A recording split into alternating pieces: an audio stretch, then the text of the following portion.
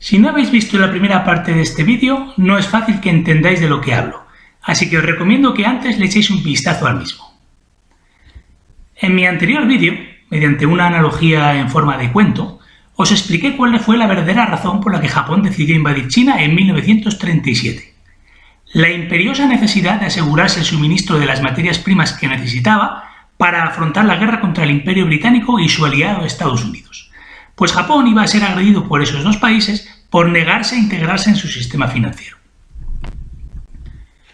Pues bien, todo lo que os expliqué acerca de Japón y de China se puede extrapolar en el escenario europeo a Alemania y la Unión Soviética. Retomando el hilo de ese cuento, en Europa yo sería Alemania.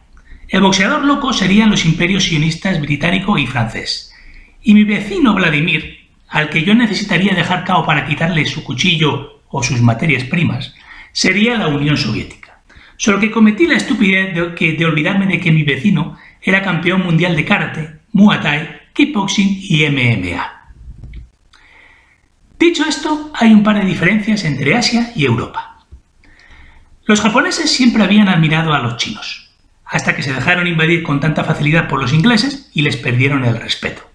Mientras que en Europa los alemanes siempre habían despreciado a los rusos.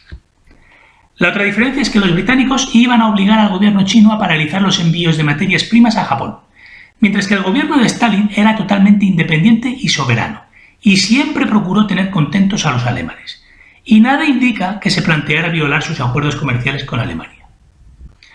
De hecho, Stalin le tenía más manía a los ingleses, especialmente a los banqueros sionistas de Londres, que a los alemanes. Esta relación simbiótica, materias primas a cambio de productos manufacturados de gran calidad, se podría haber prolongado en el tiempo indefinidamente, pero Hitler, en contra de la opinión de muchos de sus generales, ordenó la invasión de la Unión Soviética, una decisión que condenó a la ruina a las dos naciones. Una lástima, la verdad. En este canal se condena sin paliativos los crímenes de guerra perpetrados por los alemanes y los japoneses.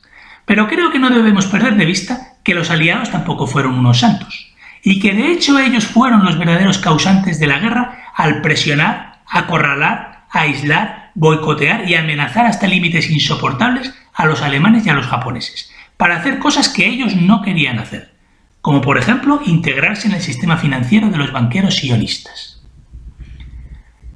Para ilustrar esta tesis os contaré otro cuento. Imaginad que yo, que soy el Imperio Británico, y mis dos amigos, el Imperio Francés y Estados Unidos, vamos caminando por un polígono abandonado. Hay muchos de estos hoy en día, desde que nuestros líderes se llevaron todas las fábricas a China, dejándonos a todos en el paro. De repente vemos a dos perros callejeros, uno alemán y otro japonés. Decidimos divertirnos con ellos. Les damos un par de órdenes, básicamente que se integren en nuestro sistema financiero, y como se niegan, la tomamos con ellos. Les acorralamos contra una pared y empezamos a reírnos de ellos y a insultarlos. Les quitamos la comida y empezamos a golpearles con unos palos. Los perros están muy asustados y nerviosos.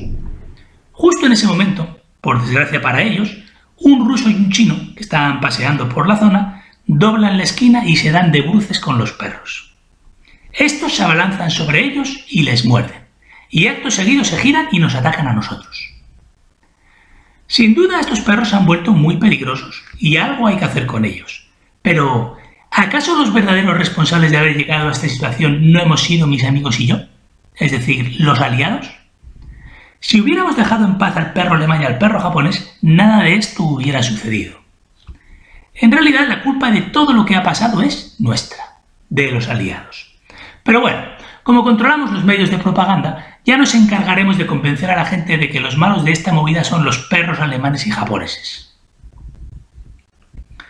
Así que ya veis, los banqueros sionistas de Londres, París y Nueva York fueron los verdaderos causantes de la Segunda Guerra Mundial, pues no aceptaron que Alemania y Japón siguieran creciendo a nivel económico y militar y, ante todo, que se negaran a integrarse en su sistema financiero, por lo que decidieron pararle los pies y someterlos por la fuerza.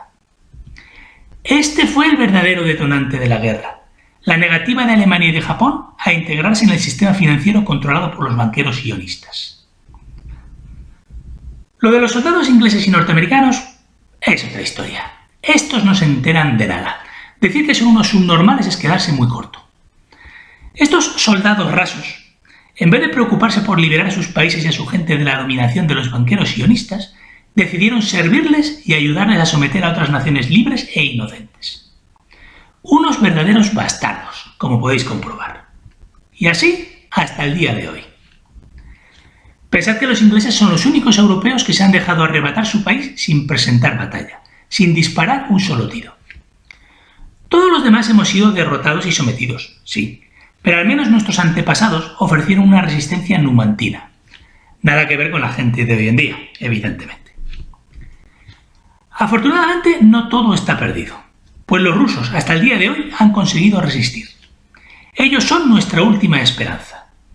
De hecho, si queremos zafarnos de los banqueros sionistas de Londres y Nueva York, tendremos que contar con la ayuda de los rusos y de los chinos.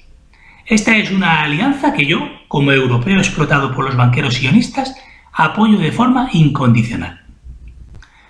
Algunos dirán que los ingleses merecen un respeto, pues sus científicos han hecho grandes descubrimientos y sus soldados conquistaron medio planeta. Cierto, cierto. ¿Y quién se ha beneficiado y enriquecido con todos esos descubrimientos científicos y de esas conquistas? ¿Los ingleses o los banqueros sionistas de Londres? Los grandes enemigos del pueblo europeo. Así que ya lo veis, lo miréis por donde lo miréis, los ingleses son la oveja negra de la gran familia europea. Y la Primera Guerra Mundial, pues 3/4 de lo mismo. Para empezar, a mí me parece mucha casualidad que la Reserva Federal Americana se creara en diciembre de 1913 y que tan solo 8 meses después empezara la Gran Guerra en Europa. Esta coincidencia es tan sospechosa. Aquí lo increíble es la rapidez con la que actuaron.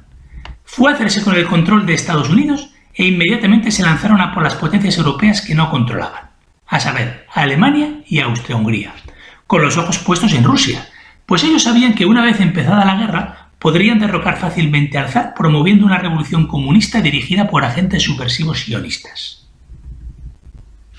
Así las cosas, no me extrañaría que detrás del asesinato del archiduque Francisco Fernando de Austria en Sarajevo estuvieran los servicios secretos de los banqueros sionistas, pues ellos sabían que los estúpidos aristócratas austriacos reaccionarían invadiendo Serbia, y que los estúpidos aristócratas rusos acabarían saliendo en defensa de Serbia, cuyos líderes fueron otros estúpidos por no aceptar el ultimátum austriaco de que algunos de sus policías participasen en la investigación del enigmático grupo terrorista serbio Mano Negra.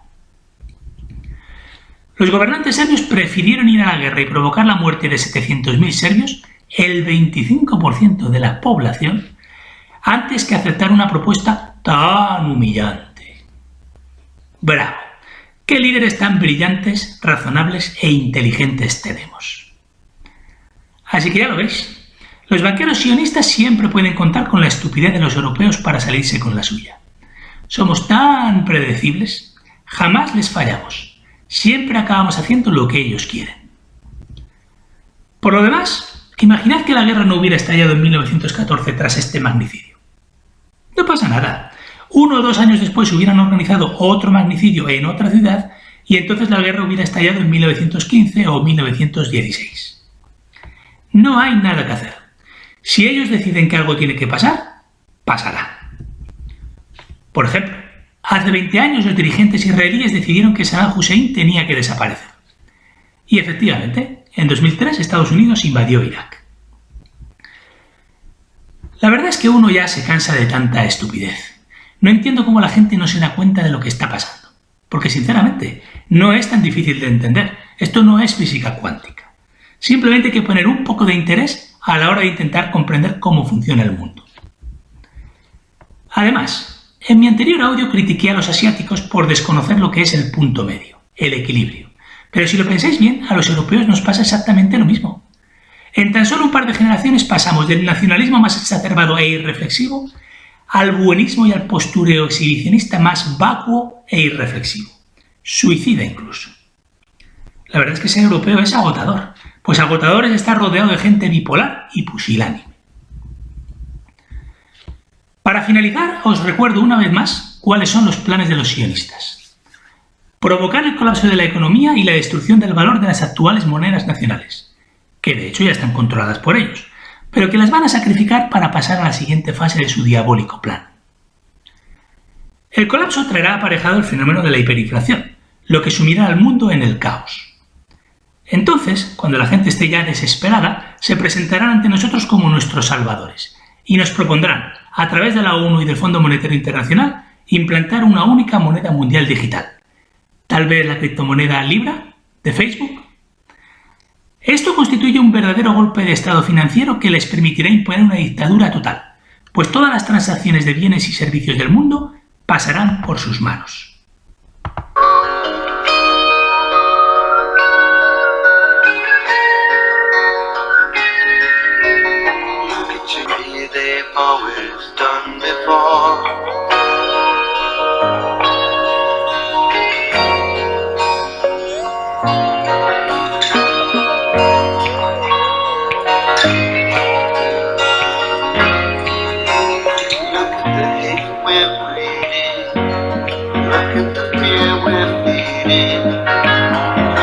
Lives we're leading, the way we've always done before.